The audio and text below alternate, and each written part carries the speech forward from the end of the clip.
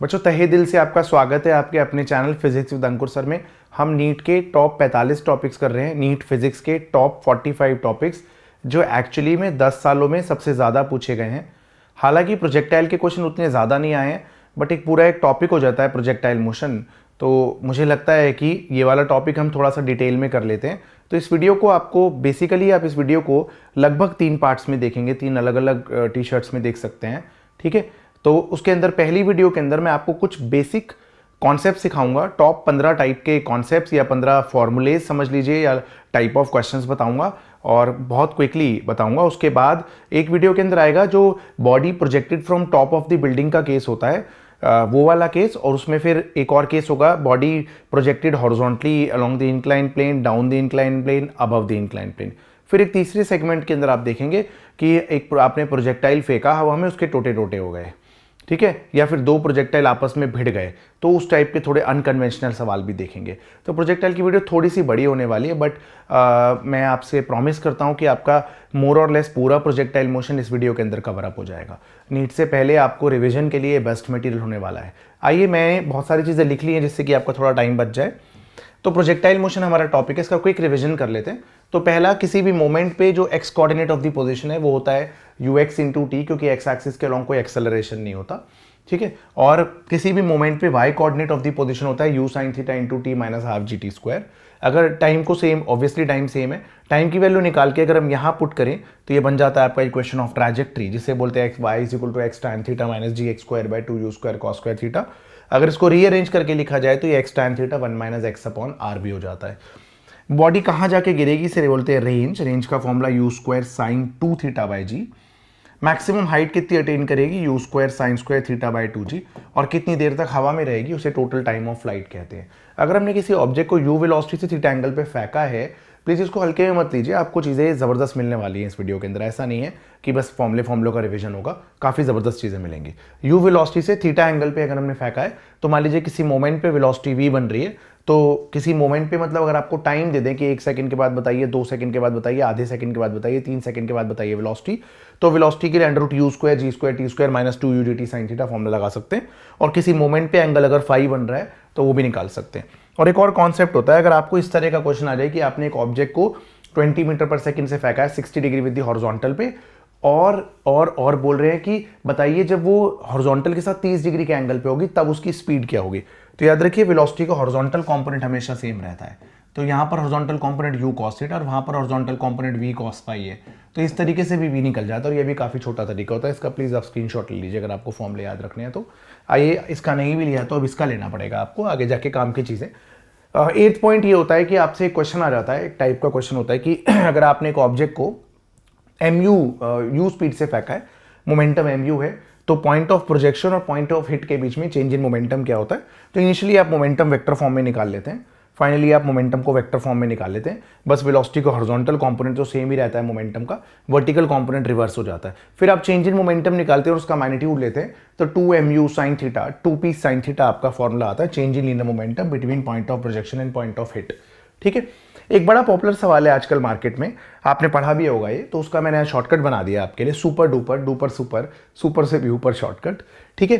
तो you velocity से हमने थीटा एंगल पे एक ऑब्जेक्ट को प्रोजेक्ट किया और 2 दीवार आ जाती है। ऑब्वियसली वो 2 दीवार आ रही है तो इसका मतलब वो मैक्सिमम हाइट से कम है और वो 2 दीवारों को क्रॉस कर रहा है वो पार्टिकल। तो पूछते दोनों दीवारों के बीच में टाइम कितना लगेगा। तो इस टाइम का फॉर्मूला होता है अंडर रूट कैपिटल टी का square minus 8h by g. Capital T total time of flight होता है और h उस दीवार की, एक दीवार की हाइट है, ऑब्वियसली दोनों सेम ही है। ये वाले टाइम को अगर हम t1 मान लें और यहाँ से यहाँ तक जाने के टाइम को t2 मान लें तो सिमेट्री से ये भी t1 हो जाएगा। तो इस केस में याद रखिएगा कि इन दोनों टाइम का सम, जब वो ओरिजिन से a वाली दीवार तक पहुंचता है तो टाइम t1 लगा, ओरिजिन से b तक पहुंचता है टाइम t2 लगा, तो t1 और t2 का सम कैपिटल T होता है और t1 और t2 का प्रोडक्ट 2h बाई जी होता है। ऐसा आपने मोशन इन स्ट्रेट लाइन में भी किया है, मोशन अंडर ग्रेविटी में, तो ये आ जाता है हाफ g t1 t2। ऐसे भी पूछ लेते हैं कि अगर क्वेश्चन आ जाए आपको कि हमने एक ऑब्जेक्ट को प्रोजेक्ट किया है एक वेलोसिटी पे, एक एंगल थीटा पे हॉरिजॉन्टल के साथ, और वो t1 और t2 टाइम पे एक दीवार को क्रॉस करता है जिसकी हाइट h है, तो h क्या होगा, ये फॉर्मूला रहा, ठीक है। समझ गए बच्चों आप, ठीक है। और ए से बी तक जाने में टाइम क्या लगता है, ये भी सुपर शॉर्टकट है। लोग इक्वेशंस ऑफ मोशन लगाते हैं, फिर क्वाड्रेटिक सॉल्व करवाते हैं, मैंने आपके लिए एक फॉर्मूला बना दिया शॉर्टकट, ठीक है। एक ये हो जाता है कि रेंज दो कॉम्प्लीमेंट्री एंगल्स के लिए सेम होती है अगर स्पीड सेम है, यानी 45 प्लस अल्फा और 45 माइनस अल्फा पे रेंज सेम होगी क्योंकि दोनों एंगल्स का सम 90 है। अगर टाइम ऑफ फ्लाइट्स का रेशियो निकालना है तो tan थीटा इज टू 1 होता है, हाइट्स का रेशियो निकालना है तो tan square theta is to 1 होता है, और दोनों टाइम ऑफ फ्लाइट का प्रोडक्ट करते हैं तो 2 इंटू रेंज बाई जी आता है, और range 4 times under root h theta h 90 minus theta आ जाता है। ठीक है ना बच्चों। यहाँ पर एक क्वेश्चन आ जाता है कि अगर आपने एक ऑब्जेक्ट को इनिशियल काइनेटिक एनर्जी के से प्रोजेक्ट किया है हॉरिजॉन्टल के साथ थीटा एंगल पे, तो याद रखिए हाईएस्ट पॉइंट पे स्पीड जीरो नहीं होती, हाईएस्ट पॉइंट पे वेलोसिटी जीरो नहीं होती, हाईएस्ट पॉइंट पे वेलोसिटी का वर्टिकल कंपोनेंट जीरो होता है, तो हाईएस्ट पॉइंट पे वेलोसिटी u cos थीटा होती है, तो हाईएस्ट पॉइंट पे जो काइनेटिक एनर्जी है वो एक्चुअली में k times cos square theta हो जाएगी। हाईएस्ट पॉइंट पे जो काइनेटिक एनर्जी है वो आपकी k times cos square theta हो जाएगी। उसके बाद एक टॉपिक आता है कि एक ऑब्जेक्ट को वही आपने प्रोजेक्ट किया है, एंगुलर मोमेंटम बताना है इस ऑब्जेक्ट का about an axis passing through origin, ठीक है, जब वो पार्टिकल हाईएस्ट पॉइंट पे है, तो linear momentum multiplied by perpendicular distance कर देते हैं। आपने देख लिया कि एंगुलर मोमेंटम क्या आ जाता है, mu cube sign square theta cos theta by 2g आ जाता है।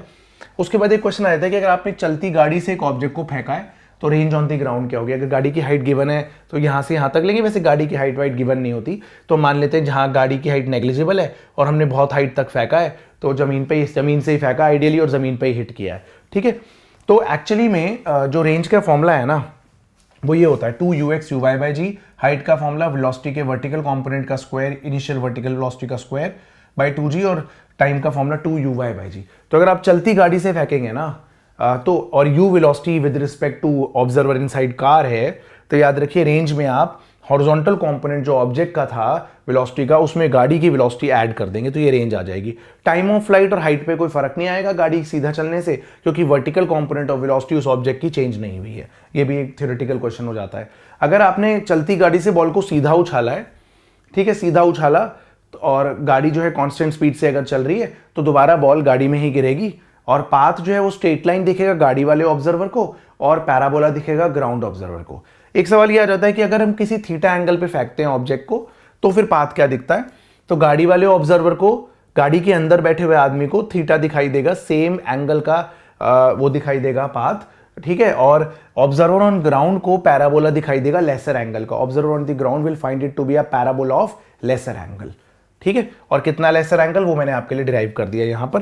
Path will be a parabola of lesser angle to the observer on ground, और वो होता है u sin theta upon u cos theta में गाड़ी की वेलोसिटी ऐड कर लेंगे। ठीक है ना बच्चों, ये बड़ा इंपॉर्टेंट क्वेश्चन होता है। आइए इसके बाद क्या है हमारा, उसके बाद रेडियस ऑफ कर्वेचर पूछ लेते हैं किसी भी मूवमेंट पे। ठीक है, तो याद रखिए कि रेडियस ऑफ कर्वेचर एक्चुअली में होता ही क्या है, रेडियस ऑफ कर्वेचर होता है वेलोसिटी का स्क्वायर डिवाइडेड बाय एक्सेलरेशन का वो कंपोनेंट जो वेलोसिटी के पैरेलल है, क्योंकि नॉर्मल एक्सेलरेशन क्या होता है v square by radius of curvature ही होता है ना। तो यहाँ पर अगर आपको हाईएस्ट पॉइंट पे बोला जाए रेडियस ऑफ कर्वेचर बतानी है तो हाईएस्ट पॉइंट पे वेलोसिटी u cos थीटा होती है, तो वेलोसिटी का स्क्वायर अपॉन एक्सेलरेशन g लेना है, क्योंकि g जो है वही वेलोसिटी के परपेंडिकुलर है। अगर आपको बोला जाए इनिशियली रेडियस ऑफ कर्वेचर क्या a पॉइंट पे, तो वेलोसिटी u है, बट एक्सेलरेशन का कंपोनेंट जो वेलोसिटी के परपेंडिकुलर है वो है g cos theta. I hope आप समझ रहे हैं बच्चों, है ना। आपका लास्ट कॉन्सेप्ट यहां पर आ जाता है कि अगर आपको बोल दिया जाए कि एक इक्वेशन ऑफ ट्रैजेक्टरी है y is equal to ax minus bx square, बताइए रेंज क्या है, हाइट क्या है, टाइम ऑफ फ्लाइट क्या है, या रेंज और हाइट मान लीजिए क्या है। तो ऐसे केस में हम क्या करते हैं, इसमें एक तरीका ये होता है कि हम इसे इक्वेशन ऑफ ट्रैजेक्टरी से कंपेयर करें, y is equal to x tan theta minus gx square by 2u square cos square theta, theta निकालें, u निकालें, सब कुछ पुट करें फॉर्मूले में। एक तरीका ये होता है कि हम यहाँ पर चालाकी से पॉइंट पुट कर दें। इस पॉइंट के कोऑर्डिनेट 0 0 होंगे, इस पॉइंट के कोऑर्डिनेट्स रेंज कॉमा 0 होंगे, और इस पॉइंट के coordinates half of the range comma h होंगे। तो अगर हम r कॉमा 0 को इक्वेशन में सेटिस्फाई कर देते तो रेंज आ जाएगी। तो अगर हम y की जगह 0, इसकी जगह ar minus b r square ले लेते, कॉमन लेंगे, तो यहाँ से रेंज की वैल्यू a अपॉन b आ जाएगी। तो कभी भी आपको इक्वेशन ऑफ ट्रैजेक्टरी दे रखी हो y is equal to root 3x minus 10x square, तो रेंज a अपॉन b होगी।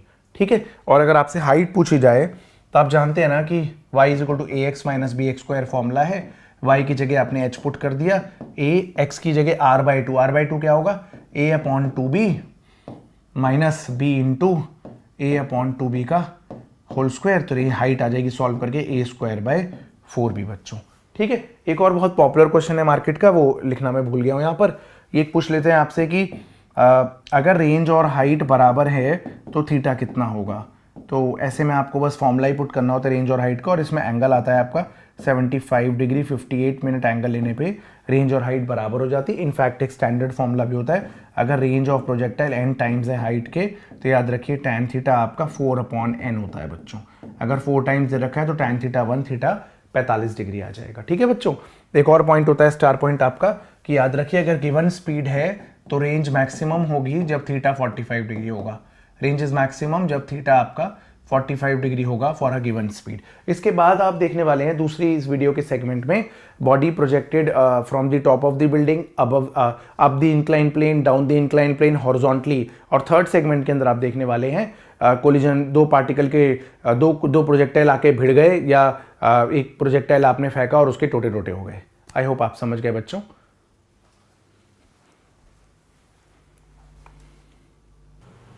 सो हमारा आज का टॉपिक है body projected from top of a building. देखिए range, height, time of flight, ये सब फॉर्मूले ना हम ऑलरेडी डिस्कस कर चुके हैं equation of trajectory. Range, height और टाइम ऑफ फ्लाइट के फॉर्मूले हम अपनी कन्वीनियंस के लिए बनाते हैं। लेकिन एक बात आप याद रखिए कि जब भी सिचुएशन नॉर्मल नहीं रहती, नॉर्मल मतलब पॉइंट ऑफ प्रोजेक्शन और point of it same level पे नहीं होता, तो वो सारे याद करे हुए फॉर्मूले गलत हो जाते हैं, एप्लीकेबल नहीं रहते हैं। तो अब उस केस में हमें सिर्फ और सिर्फ इक्वेशंस ऑफ मोशन का सहारा लेना होता है। इक्वेशंस ऑफ मोशन वैलिड इसलिए हैं क्योंकि एक्सेलरेशन सिर्फ एक्सेलरेशन ड्यू टू ग्रेविटी है और वो जबरदस्त तरीके से कांस्टेंट है, राइट। तो देखिए body projected from top of a building में 2-3 केसेस पॉसिबल हैं। हम 2-3 केसेस साथ में डिस्कस करते हैं। पूरा सॉल्व ना करा के मैं आपको उसका कॉन्सेप्ट सिखाऊंगा और आप उम्मीद है आप सीख पाएंगे। तो मान लीजिए कि एक बिल्डिंग की हाइट 100 मीटर है, लगभग 33 फ्लोर की बिल्डिंग है, काफी अच्छी बिल्डिंग है, 33 माले की बिल्डिंग है। और यहां पे एक बॉल को आपने मान लीजिए 10 मीटर पर सेकेंड से हॉरिजॉन्टली फेंका है। तो आपसे क्या क्या पूछा जा सकता है? पूछ सकते हैं भैया कितनी देर लगेगी, हवा में कितनी देर तक रहेगी, कहां जाके गिरेगी, यही तो पूछा जा सकता है आपसे। तो देख लेते हैं, चलिए। तो basically we may be interested in knowing the range, कहां जाके गिरेगी, कितनी देर तक हवा में रहेगी, और यह भी पूछा जा सकता है कि आखिर किस वेलोसिटी से हिट करेगी या किस स्पीड से हिट करेगी। तो ये तो आप जानते ही हैं कि ये मोशन अंडर ग्रेविटी है, तो वेलोसिटी के हॉरिजॉन्टल कंपोनेंट ने तो बदलने से मना कर दिया, कह रहा है मैं नहीं बदलूंगा। तो अल्टीमेटली अगर मुझे कुछ समय के बाद जब भी वो हिट करे उस समय पर वेलोसिटी का समहाउ वर्टिकल कंपोनेंट पता लग जाए, तो फिर मैं रिजल्टेंट से स्पीड निकाल सकता हूं, वेलोसिटी निकाल सकता हूं या उसका मैग्नीट्यूड निकाल सकता हूं, राइट। अब देखिए मुद्दा अब यह है कि ऐसे क्वेश्चन में क्या करें। तो आप हमेशा याद रखिएगा कि पॉइंट ऑफ प्रोजेक्शन और पॉइंट ऑफ हिट अगर सेम लेवल पे नहीं होते हैं तो इक्वेशंस ऑफ मोशन अप्लाई करना है। और इक्वेशंस ऑफ मोशन अप्लाई करने से पहले एक कोऑर्डिनेट सिस्टम बनाना आपका कर्तव्य रहेगा। आप बिना कोऑर्डिनेट सिस्टम के कभी भी सॉल्व मत करिए। जहां से भी मोशन स्टार्ट हो रहा है आप उसे ओरिजिन मान के चलिए और उसके बाद अब आप इक्वेशंस ऑफ मोशन अप्लाई करने की सोचिए। चलिए, तो अब हम एक्स डायरेक्शन और वाई डायरेक्शन में जो जो चीजें जानते हैं वो लिख देते हैं। देखिए एक्स डायरेक्शन और वाई डायरेक्शन, ठीक है। एक्स डायरेक्शन में इनिशियल स्पीड ux 10 के बराबर है। किसी भी तरह का एक्सेलरेशन एक्स डायरेक्शन में नहीं है क्योंकि हवा नहीं चल रही है, किसी भी तरह का हॉरिजॉन्टल फोर्स नहीं है। और वाई डायरेक्शन में इनिशियली कोई वेलोसिटी नहीं है, बट वाई डायरेक्शन की वेलोसिटी बढ़ेगी जरूर क्योंकि ग्रेविटी वर्टिकली डाउनवर्ड्स एक्ट कर रहा है, दैट इज फाइन। और अब समझिए, अब अगर हमें यह निकालना हो कितनी देर बाद जमीन पे स्ट्राइक करेगी, तो वर्टिकल डिस्प्लेसमेंट 100 मीटर कब हो जाएगी। तो वर्टिकल डिस्प्लेसमेंट क्योंकि नीचे को है इसलिए नेगेटिव ले रहे हैं, -100 मीटर, ठीक है। तो SY is equal to UY into t plus half AY into T square हमारा फॉर्मूला है। वर्टिकल डिस्प्लेसमेंट -100 है, इनिशियल वर्टिकल वेलोसिटी 0 है, plus half -10 into T square. तो यहां से t प्राप्त हो गया मुझे। कितना आया? t आया √20 seconds. Perfect. 5 divided by 100 divided by 5 is 20, right? √20 seconds. अब उस 20 सेकेंड में कितना हॉरिजॉन्टल डिस्टेंस ट्रैवल होगा हम वो निकाल सकते हैं। So range is equal to, अरे एक्सेलरेशन नहीं है ना तो स्पीड इनटू टाइम कर लो बस। हाफ AT² तो 0 है ना, क्योंकि a 0 है एक्स डायरेक्शन में, तो बस स्पीड है 10, टाइम है √20, आ गई, रेंज प्राप्त हो गई, राइट? चलिए ये पूछ सकते हैं कितनी वेलोसिटी से हिट करेगी, तो उसके लिए आप समझिए Vx किसी भी इंस्टेंट पे हॉरिजॉन्टल वेलोसिटी अभी भी u के ही बराबर है जो कि 10 है, और Vy बराबर है uy plus ay into T, यानी uy तो 0 है, ay -10, डाउनवर्ड डायरेक्शन में g को नेगेटिव लेके चल रहा हूं, और टाइम √20 रहा है ना, तो यहां से रिजल्टेंट आ जाएगा रूट में vx² प्लस vy²। ऑब्वियसली आप tan theta is vy by vx से किस एंगल से हिट करेगा वो भी निकाल सकते हैं। तो this is all about body projected from top of a building. देखिए ये हॉरिजॉन्टल प्रोजेक्टाइल भी कहलाता है। अब समझिए हॉरिजॉन्टल प्रोजेक्टाइल में एक दो बातें और, एक आध स्टैंडर्ड फॉर्मूले कर लेते हैं हॉरिजॉन्टल प्रोजेक्टाइल के, कि अगर आपने किसी भी बॉल को हॉरिजॉन्टली यू वेलोसिटी से फेंका है, तो एक बात आपको याद रखनी पड़ेगी कि आप किसी बॉडी को हॉरिजॉन्टली फेंके या बिल्डिंग की कुछ हाइट से ड्रॉप कर दें, नीचे गिरने का टाइम सेम रहेगा, क्योंकि वर्टिकल मोशन वेलोसिटी के हॉरिजॉन्टल कंपोनेंट से इफेक्ट नहीं होगा। So whether you drop a body और you throw the body horizontally from the top of a building, expect both the balls to reach the ground in the same time.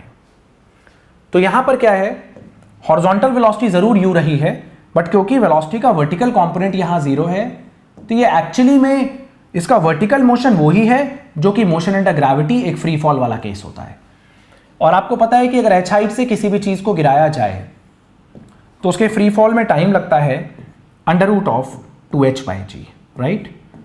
और अगर आपसे पूछा जाए कि भैया कहां जाके स्ट्राइक करेगी, जरा ये भी बता देना, तो हॉरिजॉन्टल डायरेक्शन में एक्सेलरेशन तो है नहीं। अब अगर हॉरिजॉन्टल डायरेक्शन में एक्सेलरेशन नहीं है तो distance is equal to speed into time valid है, तो r इज इक्वल टू, यहां पर ut अप्लाई करेंगे। u क्या था गिवन है क्वेश्चन में, √2h/g। तो ये आपका हॉरिजॉन्टल प्रोजेक्टाइल का बिल्डिंग से हॉरिजॉन्टली फेंका अगर बॉडी को, तो उसकी टाइम ऑफ फ्लाइट का ये फॉर्मूला है √2h/g, और रेंज का फॉर्मूला है u टाइम्स √2h/g। अरे हॉरिजॉन्टली फेंका है, याद रखना, नोट करेंगे बच्चों जल्दी से, फिर इस पे एक आध सिंपल से सवाल करते हैं। एक बच्चे ने बोला था सर स्टेयर केस वाले सवाल कराइए, तो अभी स्टेयर केस वाला सवाल कराता हूं आपको मैं। एक बहुत ही पॉपुलर और इजी सवाल है स्टेयर केस का, जो बहुत सारे एंट्रेंस एग्जाम्स में आज से पहले देखा गया है। तो वो एक बार हम सवाल ट्राई करते हैं जो चुटकियों में सॉल्व करेंगे हम इसी सिंपल फॉर्मूले से। तो देखिए हॉरिजॉन्टल प्रोजेक्टाइल का केस है, स्टेयर केस प्रॉब्लम है ना, बॉल स्टेयर केस से नीचे गिर रही है, कोई दिक्कत नहीं है। तो एक क्वेश्चन करते हैं हॉरिजॉन्टल प्रोजेक्टाइल का, सब ध्यान देंगे। सीढ़ियां, चलिए अब आपने क्या किया, यहां से एक बॉल को u वेलोसिटी से फेंक दिया, और बॉल, अब ये 3-4 ही बनाई है सीढ़ियां, लेकिन सीढ़ियां बहुत हैं, ठीक है, और आपको भी बहुत सीढ़ियां चढ़नी है अभी जीवन में, तो बच्चों पढ़ाई करते रहिए, राइट? चलिए, तो क्या है कि बॉल जाके किसी सीढ़ी के कोने पे गिरती है। कौन सी सीढ़ी? तीसरी? नहीं, nth सीढ़ी, कितनी भी हो सकती है, ऐसे डायग्राम में 3-4 ही बनाई है, ठीक है। चलिए, तो ball strikes at the end of nth step, ball strikes at the ball strikes at the end of nth step, ball nth step के एंड पे स्ट्राइक करती है। आपको n की वैल्यू बतानी है in terms of the other quantities. What are other quantities? Other quantities ये हैं कि हर एक स्टेप की विड्थ मान लीजिए x है, और हर एक स्टेप की जो हाइट है वो आप मान लीजिए y है, ठीक है। बॉल जाके nth स्टेप के कोने पे गिरती है, n की वैल्यू क्या होगी इन terms of g, u, x and y। तो देखिए भैया क्या क्या है, क्या क्वेश्चन कुछ भी तो नहीं है। अरे बिल्डिंग ही तो है, बिल्डिंग के कोने से बॉल को हॉरिजॉन्टली फेंका है, बिल्डिंग के टॉप से हॉरिजॉन्टली फेंका है। बिल्डिंग की हाइट कितनी है? अरे y 2y 3y, 3y नहीं n लेना है ना, तो ny। और रेंज कितनी है? रेंज है x 2x 3x, तो range horizontal distance travelled nx के बराबर है। परफेक्ट, रेंज आ गई। u है, हाइट पता है, रेंज के फॉर्मूले में पुट कर दीजिए ना, हॉरिजॉन्टल वाले। रेंज देखिए डायरेक्टली लिख रहा हूं, range is equal to u into under root of 2h by g. Squaring खेलिए, n square x square is equal to u square into 2ny divided by g. एक n से n उड़ा दीजिए, सबसे पहले उड़ाइए, फिर बात करेंगे बाद में। यहाँ से देखिए n की वैल्यू आ गई है 2y u square divided by g x square. ये था बच्चों हॉरिजॉन्टल प्रोजेक्टाइल का एक बेसिक सवाल, राइट। एक बच्चे ने बोला है सत्यम ने कि सर फूड पैकेट वाला सवाल कराइए। हेलीकॉप्टर से राहत सामग्री गिराई जाती है, जहां पर बाढ़ आ जाती है, नेचुरल कैलेमिटी आ जाती है, तो फूड पैकेट वाला सवाल कराइए। तो फूड पैकेट वाला सवाल बेहद आसान है, वो ट्राई करते हैं। बच्चों प्लीज नोट करिए तब तक आप स्टेयरकेस वाला सवाल। इसके बाद बच्चों आज मैं आपको एक बार body projected from top of a building के बाद कोशिश करूंगा कि इंक्लाइन प्लेन कवर करूं। तो इंक्लाइन प्लेन में मैं फिलहाल के लिए आपको को उल्टे पुल्टे फॉर्मूले नहीं सिखाने वाला हूं, बेसिक कॉन्सेप्ट से आपको इंक्लाइन प्लेन सिखाऊंगा आज, ठीक है। बॉडी को नीचे से ऊपर फेंका, ऊपर से नीचे फेंका, ऊपर से हॉरिजॉन्टली फेंका। 3 केसेस करेंगे इंक्लाइन प्लेन के, बहुत क्विकली, जल्दी से नोट करेंगे आप। चलिए फूड पैकेट, एक सवाल हम फूड पैकेट का करते हैं।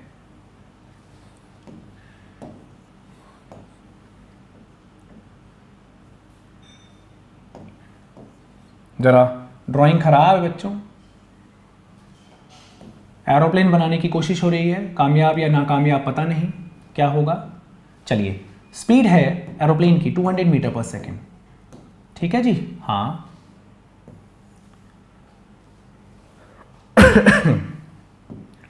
मान लेते हैं कि अभी 2000 मीटर की हाइट पे है किस इंस्टेंट पे, यहां से एक राहत सामग्री, एक फूड पैकेट ड्रॉप किया जाता है।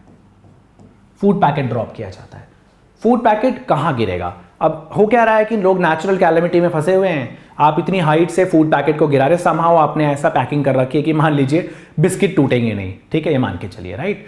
तो अब उनको इस तरह से टारगेट करना है, मान लीजिए कोई आइलैंड पे है लोग, या कहीं ऐसी जगहों पर हैं जहां बीच में खाई है, नदी है, तो ऐसे सोच के फेंकना है कि फूड पैकेट जो गिरे तो कम से कम लोगों के पास तो गिरे, राइट। तो फूड पैकेट ड्रॉप किया है। अब फूड पैकेट का ना जो पाथ होगा वो स्ट्रेट लाइन नहीं होगा, फूड पैकेट की जो इनिशियल वेलोसिटी है ना वो जीरो नहीं होगी। फूड पैकेट पहले से ही एरोप्लेन की वेलोसिटी से चल रहा था, तो यहां पर फूड पैकेट एक हॉरिजॉन्टल प्रोजेक्टाइल है जो इसका यूएक्स लिखते हैं हम 200 मीटर पर सेकेंड, ठीक है। ऐसा करते हैं कि एरोप्लेन की वेलोसिटी को वीपी कर देते हैं, नहीं तो हम कंफ्यूज होने लगेंगे, ठीक है। चलिए तो अब यहां से जब आपने फूड पैकेट को ड्रॉप किया है, किसी भी मूविंग प्लेटफॉर्म से अगर हम बॉडी को ड्रॉप भी करते हैं तो उस बॉडी की इनिशियल वेलोसिटी जीरो नहीं होती, उस बॉडी की वेलोसिटी वो ही होती है जो उस मूविंग प्लेटफॉर्म की होती है।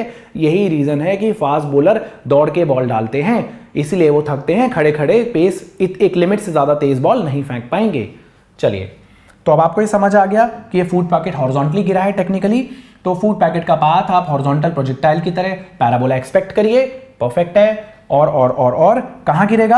अरे कहां गिरेगा कि क्या दिक्कत है, बिल्डिंग से ही तो गिराया है। वो अलग बात है कि बिल्डिंग 2000 मीटर की है, बिल्डिंग 2000 मीटर की दुनिया में कोई है ही नहीं, बट कोई बात नहीं। चलिए तो range is equal to u under root of 2h by g. Directly formula लगवाता हूं फूड पैकेट का, देखिए अंडर रूट 2h बाई जी वो टाइम होगा जिसमें फूड पैकेट जमीन पे हिट करेगा, ठीक है। अगर ये एरोप्लेन ना रेस्ट पे होता ना, रेस्ट पे हो गया तो दिक्कत हो जाएगी बेचारे एरोप्लेन को और उसमें बैठे हुए लोगों को। बट मान लीजिए कि अगर एरोप्लेन रेस्ट पे होता और वहां से फूड पैकेट ड्रॉप किया जाता, या चलते एरोप्लेन से ड्रॉप किया है, तो फ्री फॉल का टाइम अभी भी वही है, क्योंकि वर्टिकल मोशन एरोप्लेन की हॉरिजॉन्टल वेलोसिटी से इफेक्ट नहीं हो रहा है, ठीक है। तो इस बात को ध्यान से समझिए। तो ये आ गया आपका टाइम जो भी आया हो। तो 200 into under root 2h by g कितना है जी, 2 इंटू हाइट है 2000 मीटर डिवाइडेड बाई जी 10। चलिए काटा पीटी करते हैं, तो ये उड़ गया, ये आ गया मेरे ख्याल से, okay. Root 400 is I think 20, तो ये आपका इतनी दूर जाके गिरेगा फूड पैकेट।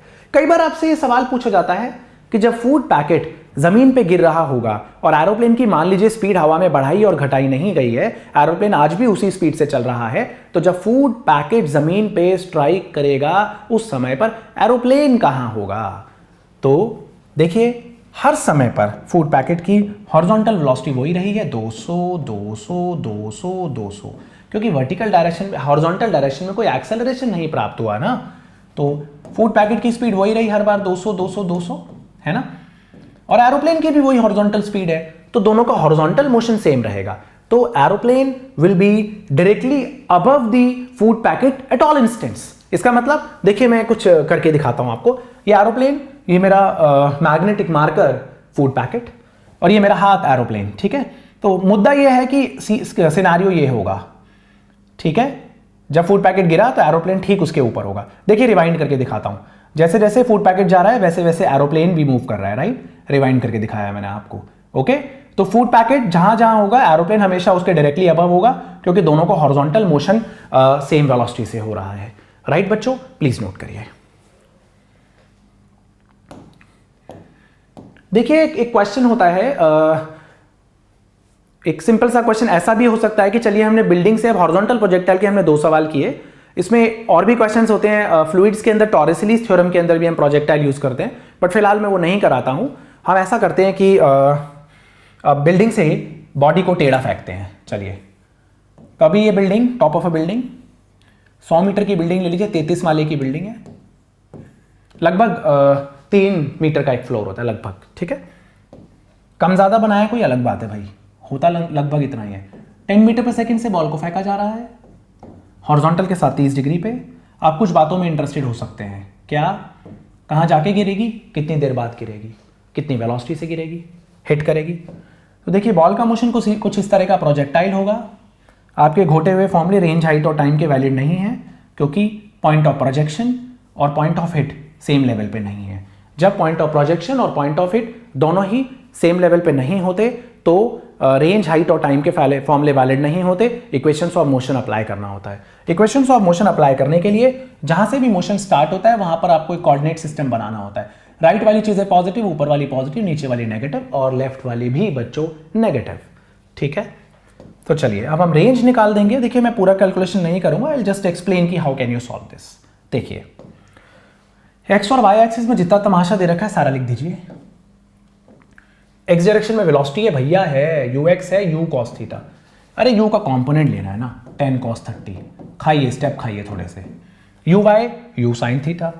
यू वाई क्या हो गया, u sine theta, 10 into sine 30 1/2।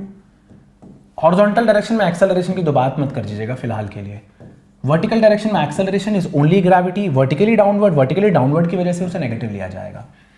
अब समझिए जब बॉडी ग्राउंड पे हिट करेगी, जब बॉडी ग्राउंड पे हिट करेगी तब उस समय पर उसने ऑलरेडी बिल्डिंग के हाइट के बराबर की दूरी ट्रैवल कर ली होगी वर्टिकल डायरेक्शन में। तो बिल्डिंग की height 100 metre, vertical displacement point of hit पे या हिट करने के समय पर -100 हो जाएगा। माइनस क्यों, अरे भैया नीचे है ना इसलिए माइनस। बस वाई डायरेक्शन में सब कुछ प्राप्त हो ही चुका है। यहां इक्वेशन लगाइए, u Y into t plus half ए Y into T square -100 5t minus half G T square.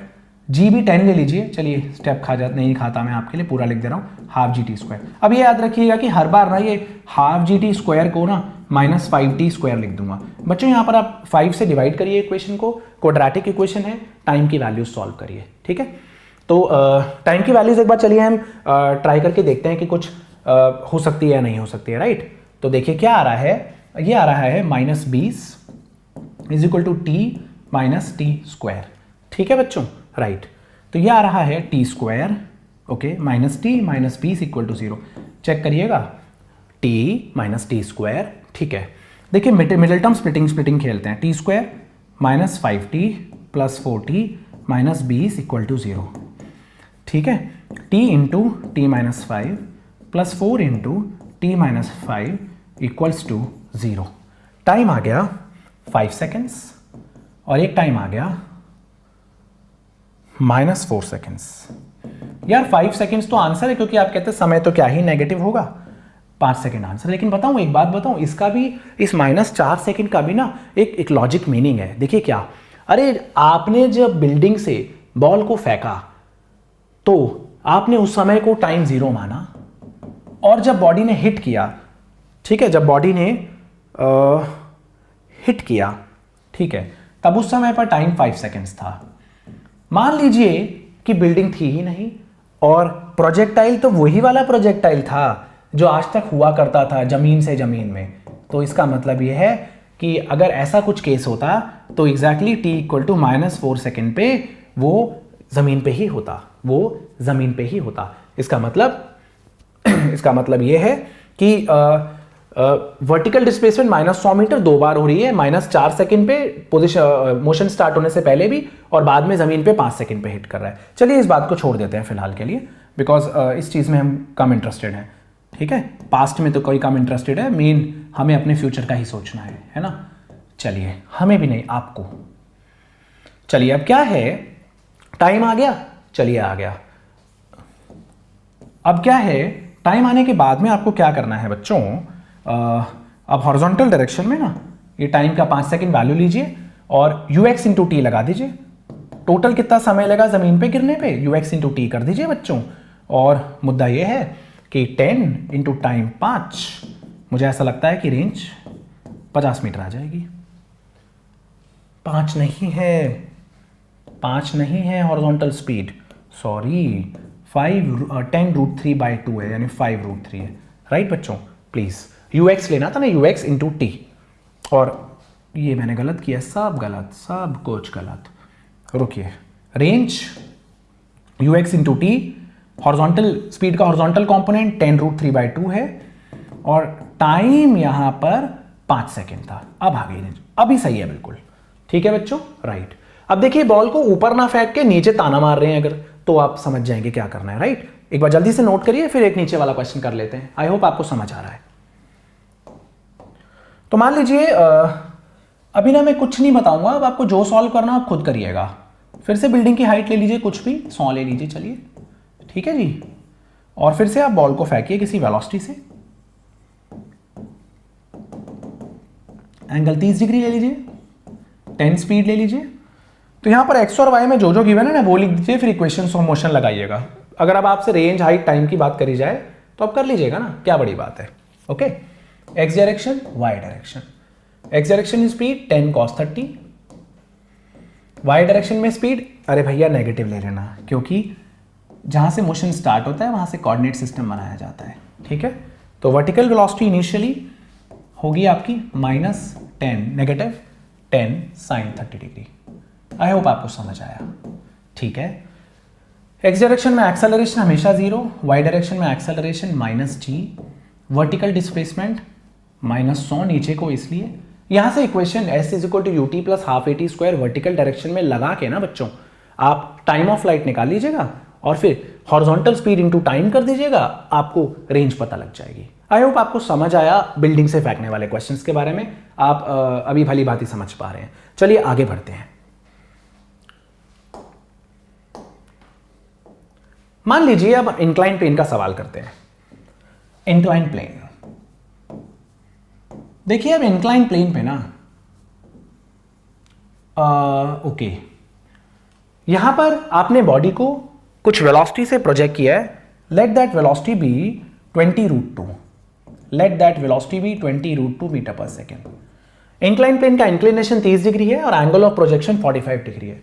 देखिए एक बात याद रखिए कि यहां पर अगर मैं अपनी एक्स और वाई एक्सिस को वही कन्वेंशनल एक्सिस मान लेता हूं, ये एक्स एक्सिस और ये वाई एक्सिस, ठीक है, इन दोनों को मैं वही कन्वेंशनल एक्सिस मान लेता हूं, परफेक्ट है। तो मैं टेढ़ी वाली एक्सिस को एक्स एक्सिस नहीं मान रहा हूं, मेरे लिए वही एक्स एक्सिस है जो आज तक होती थी। तो फिर पॉइंट ऑफ प्रोजेक्शन और point of hit same level पे नहीं है, और अगर पॉइंट ऑफ प्रोजेक्शन और point of hit same level पे नहीं होते तो आपको इक्वेशंस ऑफ मोशन का शानदार तरीके से इस्तेमाल करना आना चाहिए, ठीक है। तो अब देखिए यहां पर क्या है, एक्स डायरेक्शन और वाई डायरेक्शन की सारी चीजें लिखिए। u 20√2 वेलोसिटी है, देखिए वेलोसिटी है 20√2।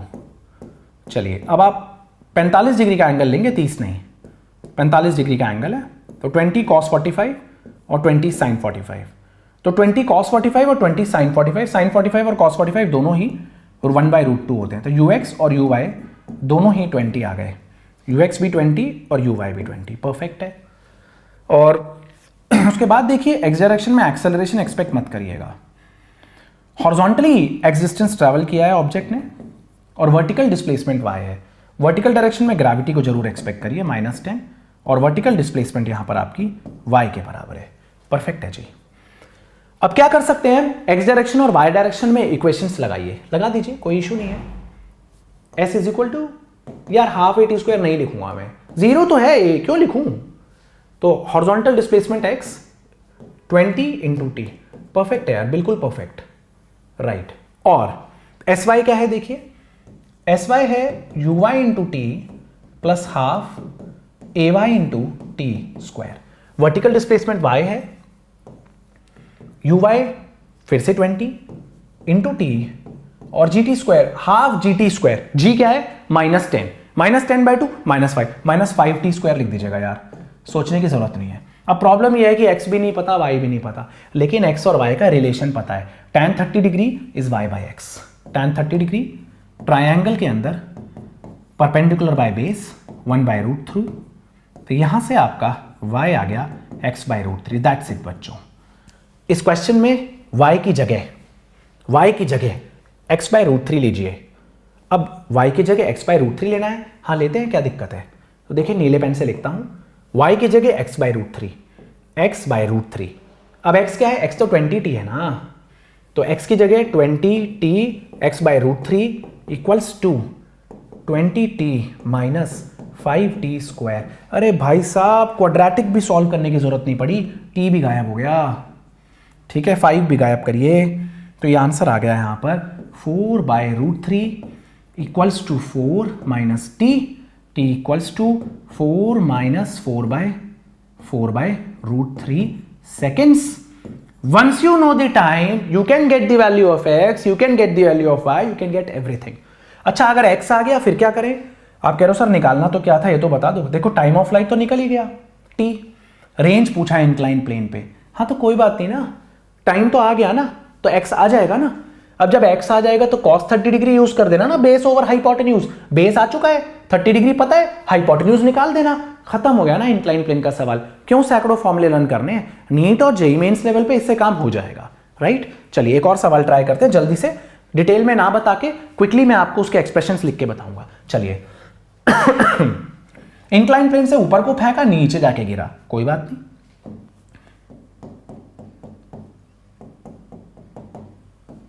ये वर्टिकल डिस्प्लेसमेंट y हो गया और ये हॉरिजॉन्टल x हो गया, this angle is also 30 degree corresponding angle. तो ये x और y के बारे में जो जो चीजें जानते हैं ना वो लिख दीजिए, जहां से मोशन स्टार्ट हुआ है वहां पर एक कोऑर्डिनेट सिस्टम बनाना मत भूलिएगा, positive negative positive negative.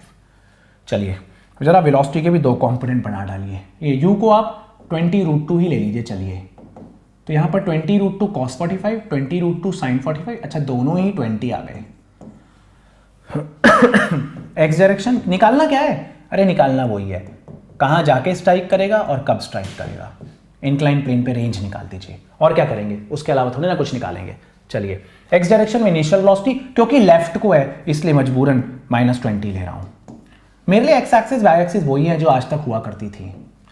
X direction में डिस्प्लेसमेंट, अरे लेफ्ट को है इसलिए नेगेटिव लेनी पड़ेगी, कोई बात नहीं। हॉरिजॉन्टल डायरेक्शन में एक्सेलरेशन तो एक्सपेक्ट ही मत करिए, ux into T minus x -20 into T, फिर से x 20t आ गया, कोई बात नहीं। वर्टिकल डायरेक्शन पे आइए, इनिशियली वर्टिकल वेलोसिटी फिर से 20 है, या 20 sin 45 20√2 sin 45 करेंगे ना तो 1/√2 ही होता है sin 45, तो 20√2 का sin 45 लेंगे तो वो 20 आ जाएगा, ये वर्टिकल वेलोसिटी है, u दे रखा है 20√2, तो ठीक है। चलिए और वर्टिकल डिस्प्लेसमेंट यार नेगेटिव हो रही है, मैं क्या करूं, चलिए वर्टिकल डायरेक्शन में ग्रेविटी भी -10 है, भैया यूज कर डालिए, S Y is equal to you Y into T half A Y into T square. क्या आया, vertical displacement -5 20 into T minus, अरे 5t स्क्वायर यार, half G T square -5t square ही बनता है, ठीक है। चलिए नेगेटिव साइन उड़ा दीजिए, -20t + 5t स्क्वायर। क्या करें अब, क्या करें, फिर वही करना है, अब मैं कुछ नहीं करने वाला, tan 30 degree 1/√3 perpendicular by base, किसमें, इस ग्रीन वाले ट्रायंगल में, tan 30 perpendicular by base, perfect है। y फिर से x/√3, अरे y फिर से x/√3, 20t/√3 minus 20t plus 5t², t का कत्ल कर देना, कत्ल, t को गायब कर देना, और जब t गायब हो जाए, राइट, तो आप इजीली t निकालने के बाद x निकाल सकते हैं, y निकाल सकते हैं, और cos साइन यूज करके रेंज निकाल सकते हैं। t आ गया तो सब कुछ आ गया, राइट बच्चों, जल्दी से नोट करिए। एक और इंक्लाइन प्लेन लपेटेंगे, हॉरिजॉन्टल फेंक दिया, अरे तो क्या करें, हॉरिजॉन्टल फेंक दिया तो फेंक दिया, ये रहा, कहां जाके गिरेगा, कितना नीचे गिरेगा, ठीक है, कितना लेफ्ट को जाएगा हॉरिजॉन्टली, एंगल ये भी 30 डिग्री एक्सपेक्ट करिए। चलिए एक्स और वाई के बारे में सब कुछ लिख डालिए। जहां से मोशन स्टार्ट होने वाला है वहां पे पॉजिटिव नेगेटिव लिख डालिए, एक्स एक्सिस और वाई एक्सिस मार्क करिए। अब क्योंकि लेफ्ट को फेंका है ना तो यू एक्स माइनस 20 रहेगा, क्योंकि हॉरिजॉन्टली फेंका है इसलिए यू वाई 0 हो गया, ए वाई माइनस 10 है, क्योंकि ग्रेविटी तो -10 है, आपके बॉल को फेंकने या ना फेंकने से ग्रेविटी थोड़ा चेंज हो जाएगा, और वर्टिकल डिस्प्लेसमेंट आपका -y है बच्चों नीचे को। चलिए हॉरिजॉन्टल डिस्प्लेसमेंट लेफ्ट साइड में इसलिए -x हो गया ना, Sx is equal to u x into t, Ax 0 होता है यार, -x इज -20t, अरे x कितनी बार आएगा 20t। चलिए अब यूज करिए y, एक तरीके से अगर आपने बॉल को हॉरिजॉन्टली फेंका है ना तो ये y डिस्टेंस एक फ्री फॉल की तरह होगा। आ जाइए देख लीजिए, Sy is equal to you Y into t plus half A Y into T square, vertical displacement -y, मैं -10 लिखने वाला था, 0 इंटू टी -5t² लिखना होता है यार, ठीक है। स्टेप खा रहा हूं मैं और आप भी खाना सीखिए, नहीं तो फंस जाएंगे पेपर में। tan 30 degree y/x 1/√3 equal to y/x, यहाँ से y(x/√3) आने वाला है, और आप जानते नहीं है क्या x की वैल्यू, हमेशा से 20t। चलिए उम्मीद है बच्चों यहाँ से टाइम आपने कैलकुलेट कर लिया। टाइम कैलकुलेट करने के बाद x और y कैलकुलेट करना मैं आपको नहीं सिखाने वाला हूँ, रेंज कैलकुलेट करना भी मैं आपको नहीं सिखाने वाला हूँ, साइन कॉस टैन से निकल आएगा। उम्मीद है बच्चों मेरे इस लेक्चर से आपको कम से कम इंक्लाइन प्लेन के क्वेश्चंस में जरूर मदद मिलेगी। नेक्स्ट एक छोटा सा लेक्चर और आएगा जिसमें 2 प्रोजेक्टाइल का कोलिजन, एक्सप्लोजन और कुछ रिलेटिव वेलोसिटी का कॉन्सेप्ट होगा। थैंक यू बच्चों। वेरी गुड आफ्टरनून बच्चों, क्रैश कोर्स के प्रोजेक्टाइल का लेक्चर 3 लेके आए हैं हम। ऑलरेडी लेक्चर 2 में जो मैंने एंड्रॉइड ऐप बताई थी आपको मैंने उस पर एक प्रीवियस ईयर का पूरा एक पीडीएफ अपलोड कर दिया है।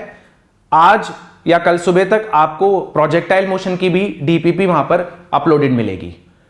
हमने लास्ट लेक्चर में कुछ इंक्लाइन प्लेन के सवाल किए थे और वो मैंने आपको बिना ही इंक्लाइन मोशन के फॉर्मूले डिराइव करे करा दिए थे। देखिए कुछ और टेढ़े मेढ़े मूवमेंट के सवाल करते हैं, तो स्टार्ट करते हैं सवाल।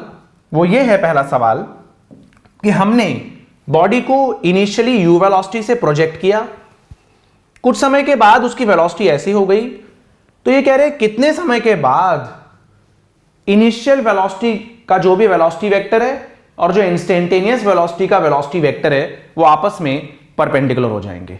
तो देखिए इस सवाल को करने के 2 तरीके हैं। एक तरीका, इनिशियली आपके पास वेलोसिटी है u cos theta horizontal direction में i cap, u sin theta vertical direction में j कैप। अब आप जानते हैं कि किसी भी इंस्टेंट पे वेलोसिटी vx i कैप और vy j कैप होने वाली है।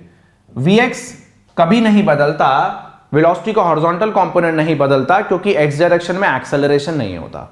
तो ये वेलोसिटी आएगी आपकी u cos theta i cap horizontal component. हाँ वर्टिकल डायरेक्शन में एक्सेलरेशन -g है, तो वर्टिकल वेलोसिटी uy यानी u sin theta plus ay into t यानी -gt हो जाएगी। अब आप जानते हैं कि कोई भी 2 वेक्टर्स अगर परपेंडिकुलर हैं तो परपेंडिकुलर की कंडीशन में उनका डॉट प्रोडक्ट 0 हो जाएगा। अब आप यहां से इजीली टाइम को सॉल्व करके निकाल लीजिएगा। तो ये तो एक मेथड था इस क्वेश्चन को करने का। दूसरा मेथड थोड़ा सा चालाकी वाला मेथड होता है, तो वो देखते हैं। ये मेथड मुझे दूसरा मेथड बहुत अच्छा लगता है पढ़ाने में, इसलिए आपको कराता हूं। ये आप खुद करेंगे, आंसर सेम आने वाला है। हमने एक टेढ़ी एक्स एक्सिस और टेढ़ी वाई एक्सिस मान ली, बस एक्स एक्सिस और वाई एक्सिस आप कभी भी एज्यूम कर सकते हैं कहीं भी, और बस ये ध्यान रखना है कि दोनों परपेंडिकुलर होनी चाहिए, बात खत्म हो गई। अब क्या है मुद्दा आगे का कि हम गिवन एक्स एक्सिस के अलोंग जो जो डेटा है वो लिख लेते हैं। तो इनिशियली एक्स एक्सिस कौन सी वाली, ये नहीं है, ये एक्स एक्सिस है। एक्स एक्सिस के अलोंग इनिशियली वेलोसिटी u है, ठीक है। और अब देखिए अगर हम देखें एक्स एक्सिस के अलोंग एक्सेलरेशन कितना है, तो देखिए ये है एक्सेलरेशन ड्यू टू ग्रेविटी, उसका कंपोनेंट लेते हैं अब हम। ये 90 माइनस थीटा होने वाला है परपेंडिकुलर, ये थीटा होने वाला है, तो ये अगेन 90 माइनस थीटा होने वाला है। तो एक्सेलरेशन का कंपोनेंट g साइन थीटा है, थीटा के साथ वाला ये वाला g cos थीटा होने वाला है। तो एक्स डायरेक्शन, कौन सी एक्स डायरेक्शन, ये वाली एक्स डायरेक्शन में एक्सेलरेशन अभी माइनस g साइन थीटा है, ठीक है। मुझे बताइए कुछ समय के बाद जब क्वेश्चन में दे रखा है तब एक्स डायरेक्शन में वेलोसिटी कितनी, अरे बोला तो वेलोसिटी सीधे परपेंडिकुलर हो गई, तो वेलोसिटी की डायरेक्शन बाद में सिर्फ y के अलोंग है, तो वेलोसिटी का x कंपोनेंट 0 हो गया है। बस v is equal to u plus at लगा दीजिए, ux plus ax into t, और ये 0 है, ये है आपका u minus g sine theta into t, यहां से टाइम की value u divided by g sine theta हो गई। बहुत ही शानदार सवाल है बच्चों, बहुत ही छोटे तरीके से सॉल्व किया हमने, राइट बच्चों, प्लीज नोट करिए। सो हमने क्वेश्चन क्या किया है, इनिशियली यू वेलोसिटी से बॉडी को प्रोजेक्ट किया, कितने समय के बाद बॉडी अपनी इनिशियल डायरेक्शन के परपेंडिकुलर हो जाएगी, राइट।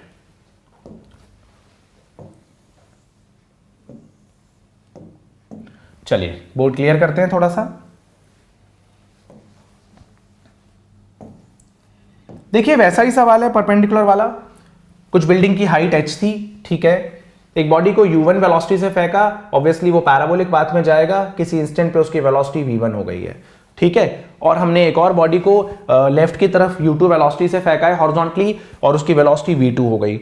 ये दोनों के किसी इंस्टेंट पे t टाइम के बाद दोनों के वेलोसिटी वेक्टर्स v1 और v2 हैं, और हमसे ये पूछा जा रहा है बताइए कितने समय के बाद दोनों के वेलोसिटी वेक्टर्स आपस में परपेंडिकुलर हो जाएंगे। तो यहां पर हम वही करते हैं, क्योंकि दो पार्टिकल अलग अलग हैं, तो यहां पर हम वही करते हैं जो आज तक करते आए हैं, दोनों की किसी इंस्टेंट पे वेलोसिटी निकाल के वेलोसिटीज का डॉट प्रोडक्ट जीरो करने वाले हैं, क्योंकि ये बात हम ऑलरेडी जानते हैं, किन्हीं भी दो परपेंडिकुलर वेक्टर्स का डॉट प्रोडक्ट शून्य ही होता है।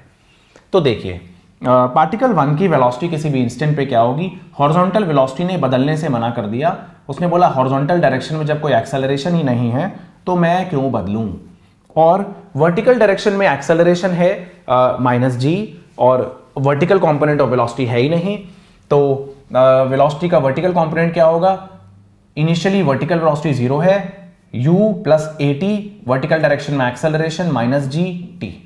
तो ये आपकी वेलोसिटी किसी भी इंस्टेंट पे आ गई, हॉरिजॉन्टल डायरेक्शन में u1 i cap u1 i cap और माइनस जी टी जे कैप। अगर आप वेलोसिटी v2 की बात करें किसी भी समय पर तो वो होगी, हॉरिजॉन्टल वेलोसिटी नहीं बदलने वाली है, बट क्योंकि लेफ्ट में है तो नेगेटिव तो लेना ही पड़ेगा, और ग्रेविटी किसी के साथ भी पार्शियलिटी नहीं करेगा, ग्रेविटी का इफेक्ट जो रेड वाले के लिए था वही ब्लू वाले के लिए भी है, तो ग्रेविटी का इफेक्ट वर्टिकल कंपोनेंट और वेलोसिटी दोनों को सेम प्राप्त होने वाला है। कुछ समय t टाइम के बाद पार्टिकल 1 की वेलोसिटी v1 है और पार्टिकल 2 की वेलोसिटी v2 है, और आपको बोला गया है कि इनके इंस्टेंटेनियस वेलोसिटी वेक्टर्स आपस में परपेंडिकुलर हैं, तो किन्हीं भी दो परपेंडिकुलर वेक्टर्स के लिए डॉट प्रोडक्ट आप जीरो करेंगे, तो v1 और v2 का डॉट प्रोडक्ट आप जीरो करिए, तो यहां से देखिए क्या आने वाला है, u1 i cap minus g T J cap dot product minus u2 i cap minus g T J cap, इसको जीरो पुट करिए, i वाला i के साथ मल्टीप्लाई करिए, माइनस u1 u2 और j वाला j के साथ g square t square equals to 0, यहां से सॉल्व करके आएगा time root u1 u2 bye g। बहुत ही इंपॉर्टेंट सवाल है बच्चों, ठीक है, तो नोट करेंगे आप। चलिए अगला सवाल देखते हैं हम। इंक्लाइन प्लेन का एक और सवाल आ गया, देखिए बड़ा जबरदस्त सवाल है, 30 और 60, तो ये 90 डिग्री हो गया, हाँ अच्छा, अगर ये 90 डिग्री हो गया तो इन्हें एक्स एक्सिस और वाई एक्सिस एज्यूम किया जा सकता है।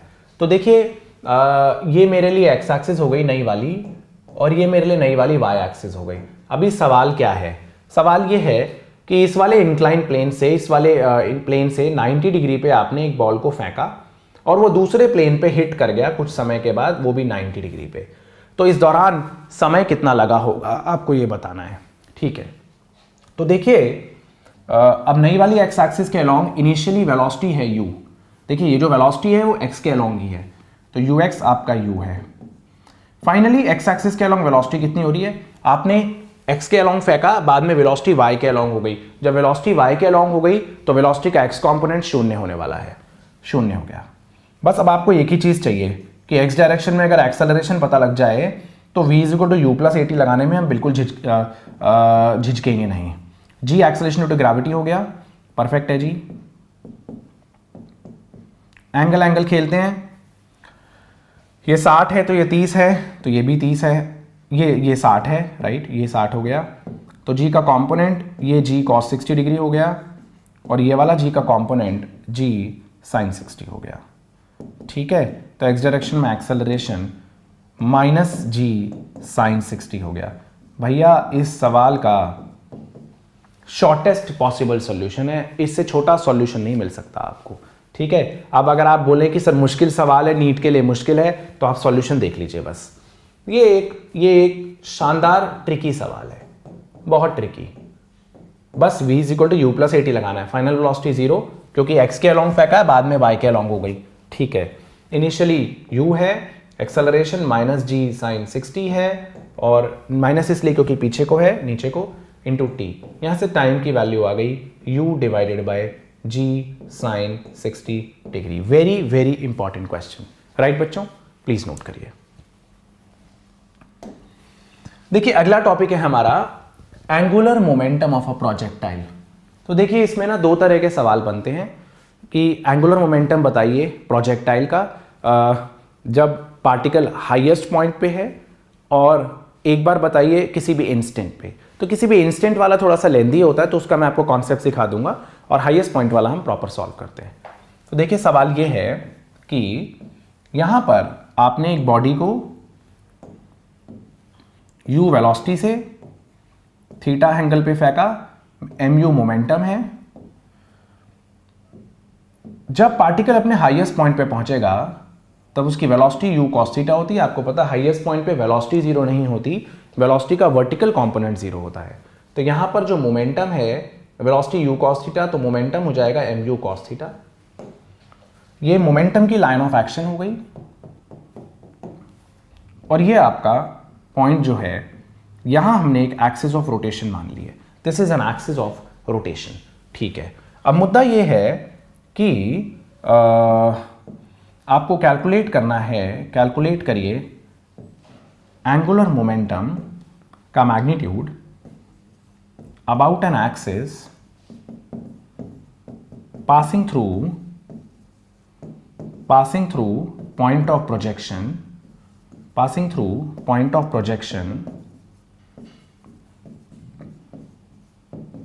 when particle is at its highest point, particle is at its highest point।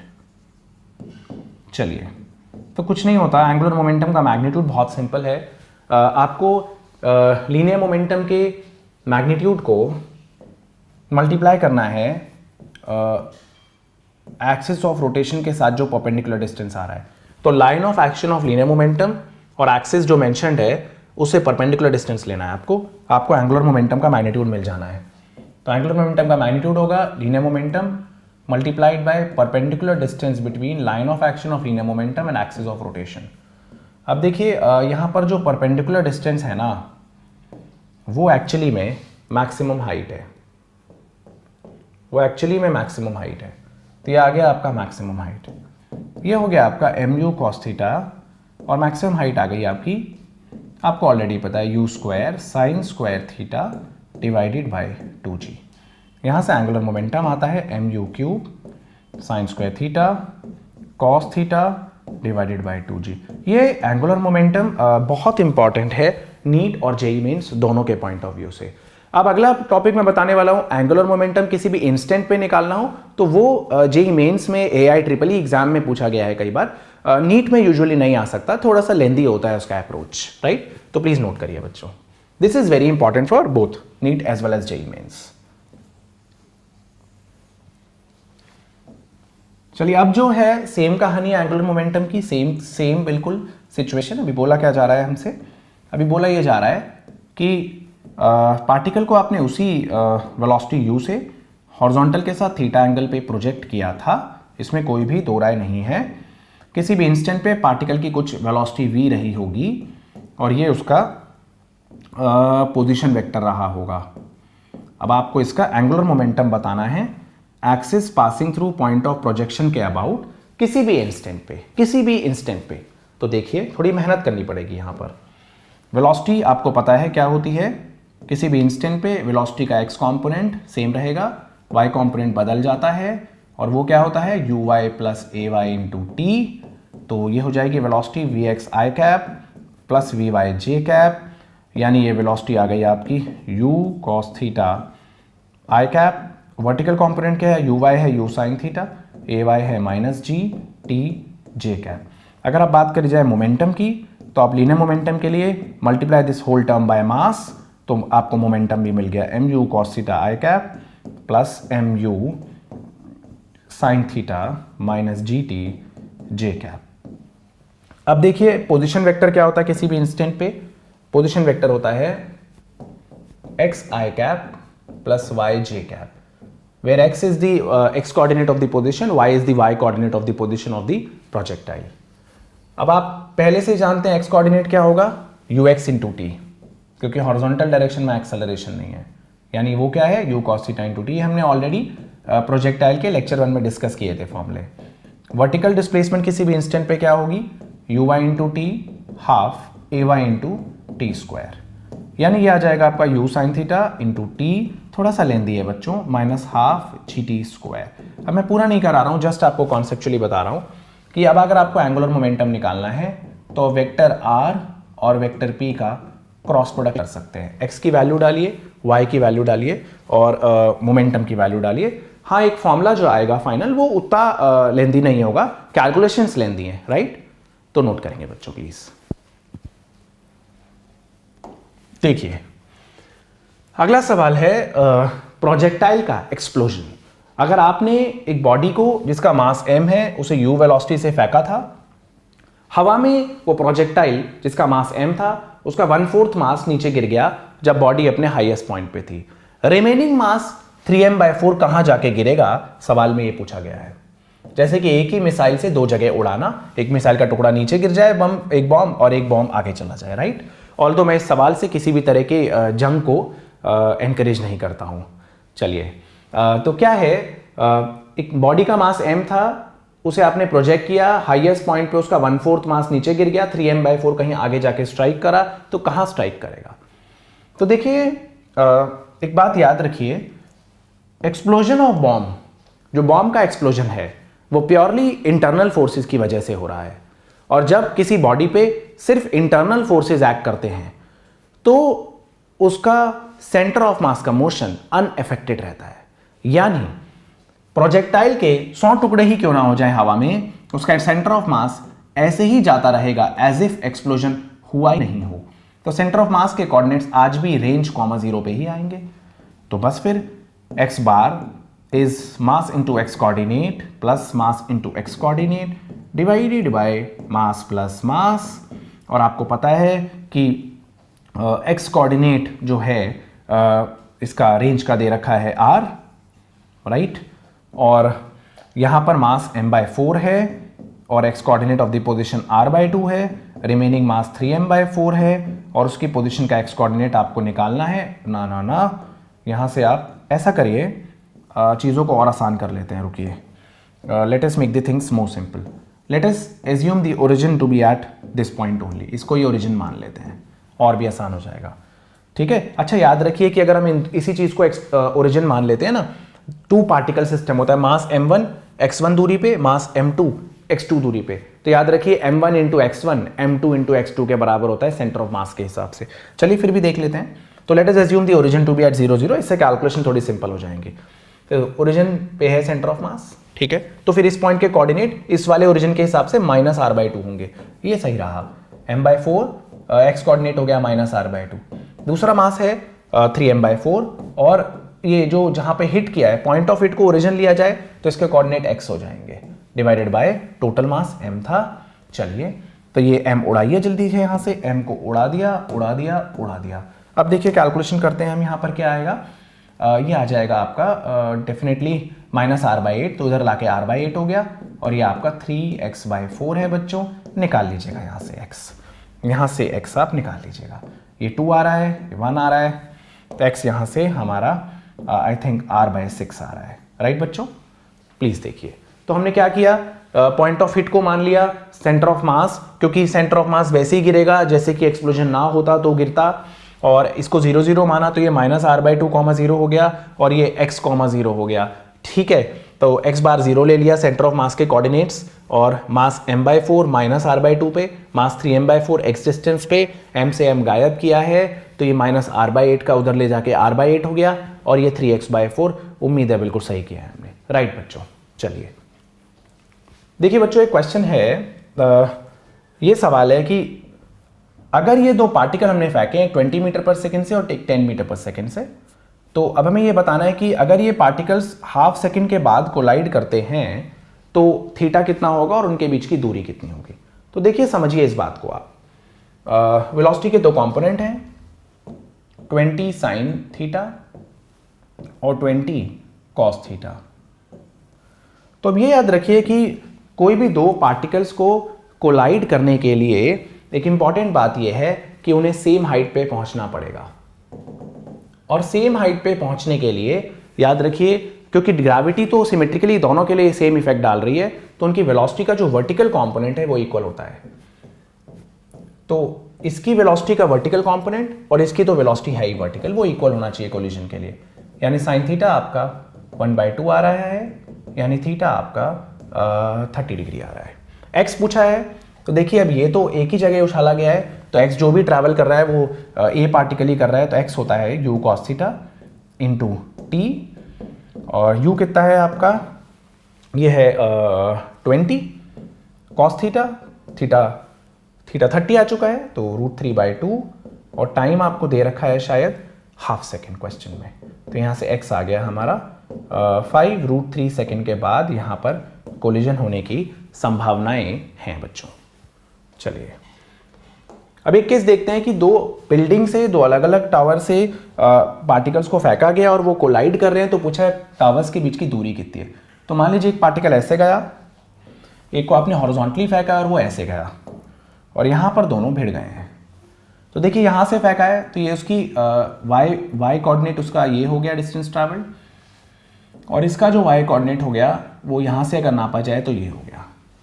देखिए y2 और y1 का डिफरेंस जो है वो ये है, यानी y2 और y1 का जो डिफरेंस है वो दोनों टावर्स की हाइट का भी डिफरेंस है। ये इंपॉर्टेंट बात है, y2 और y1 का जो डिफरेंस है वो दोनों टावर्स की हाइट का भी डिफरेंस है। तो y2 minus y1 is equal to 10, ये इंपॉर्टेंट चीज़ है हमारे लिए। और दोनों के द्वारा ट्रैवल किया हुआ हॉरिजॉन्टल डिस्टेंस जो होगा t टाइम में x1 और x2 दोनों का सम जो है वो d के बराबर होगा, ठीक है। तो यहाँ से बेसिकली हम टाइम निकालने वाले हैं, फिर x1 और x2 निकाल के ऐड कर देंगे तो d आ जाएगा। तो देखिए समझिए क्या है, अब y2 है आपका, uy तो 0 है, तो ये है सिर्फ -12 gt², बिकॉज इसका uy 0 है, uy into T -12 gt²। y1 क्या है आपका 10√2 sin 45 means 10t, uy into t again -12 gt² is equal to 10। देखिए यहाँ से -12 gt² और +12 gt² कैंसिल आउट हो जाएंगे, तो यहाँ से देखिए 10t 10 के बराबर आ जाएगा, तो यहाँ से टाइम जो है वो 1 सेकेंड आने वाला है। 1 सेकेंड के बाद दोनों पार्टिकल्स कोलाइड करने वाले हैं, और दोनों के बीच की दूरी मॉड में x1 निकालिए, मॉड में x2 निकालिए, वो मिला के टावर्स के बीच की दूरी होगी। और x1 कितना है 10√2 cos 45, ux means 10√2 cos 45 ux into T time 1 second है, प्लस ये तो 10 ही है, इसकी तो स्पीड हॉरिजॉन्टल ही है, फिर से 10t is equal to D के बराबर आ गया बच्चों। और यहाँ से टार्स के बीच की जो डिस्टेंस है वो यहाँ पर भी टाइम देखिए 1 सेकेंड ही है, और यहाँ से टार्स के बीच का जो दूरी है वो 20 मीटर आ गई बच्चों। तो देखिए हमने बच्चों इस लेक्चर में क्या क्या कवर किया। एक बॉडी को फेंका, कितने टाइम के बाद वो अपनी इनिशियल डायरेक्शन के परपेंडिकुलर हो जाएगी। एक इंक्लाइन प्लेन से फेंका, दूसरे इंक्लाइन प्लेन पे परपेंडिकुलर हिट किया। Angular momentum of the projectile क्या होगा किसी भी समय पर, या जब बॉडी हाईएस्ट पॉइंट पे है तब। और कोई भी अगर प्रोजेक्टाइल एक्सप्लोड कर जाता है दो पार्टिकल में तो क्या होता है, और अगर कोई भी दो प्रोजेक्टाइल आपस में कोलाइड करते हैं तो क्या होगा। राइट बच्चों, प्लीज नोट करिए आप। देखिए बच्चों, कोलिजन और प्रोजेक्टाइल पे एक और क्वेश्चन करते हैं। एक पार्टिकल 10 मीटर पर सेकंड से हमने फेंका, एक 5√2 से फेंका 45 डिग्री पे, 30 डिग्री पे। पूछा यह जा रहा है कि आपको क्या लगता है कि ये कोलाइड करेंगे या नहीं करेंगे। तो देखिए इनके कोलिजन की संभावनाएं क्या हैं। एक ये है कि दोनों की जो y coordinate of the position है वो सेम होना चाहिए, रैदर दोनों का पोजीशन का x कोऑर्डिनेट भी सेम होना चाहिए, एक ही पॉइंट पे होने चाहिए कुछ समय के बाद, तभी कोलाइड करेंगे। तो दोनों की y coordinate of the position को हम इक्वेट करते हैं t टाइम के बाद, चेक करते हैं सेम आ रहा है नहीं आ रहा, या सेम आना चाहिए। कंडीशन है कोलिजन की, condition for collision, condition for collision, collision की कंडीशन हो गई। तो y होता है uy into T minus half G T square, ये भी हो गया आपका uy into T minus half G T square. देखिए हाफ जी टी स्क्वायर से हाफ जी टी स्क्वायर उड़ा देते हैं, टी से टी उड़ा देते हैं। तो अगर दोनों के वेलोसिटीज के वर्टिकल कंपोनेंट इक्वल हैं तो ये दोनों पार्टिकल्स के कोलाइड करने की संभावनाएं हैं। तो चेक करिए 10 sin 30 डिग्री, ये वर्टिकल कंपोनेंट पहले का और दूसरे का इक्वल आना चाहिए। पहले का वर्टिकल कंपोनेंट कितना है 10 sin 30 डिग्री, और दूसरे का वर्टिकल कंपोनेंट कितना है 5√2 into cos 45 is sine 45 is 1/√2।